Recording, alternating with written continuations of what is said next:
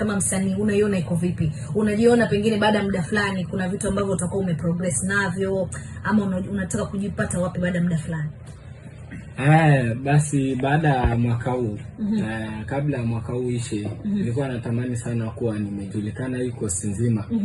Like nimekuwa msanii mkubwa sana, na hata si coast pia, hii Kenya. So nilikuwa na targets. Unajua nilipokuwa high school kuna targets niliandika. Na huwa hizo vitu huwa na viheshimu sana hizo targets nilizoandika. So niliandika at the end of 2026 nafaa kuwa nimekuwa celeb sana coast. At the end of 2027 nafaa kuwa nimejulikana Kenya mzima. So that is why nang'ang'ana, silazi kipaji.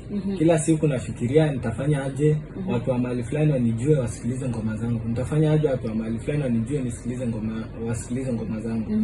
Ni hivyo. Okay. Na sasa wewe umesema unaimba ni secular. Okay. Pengine in the near future ukiangalia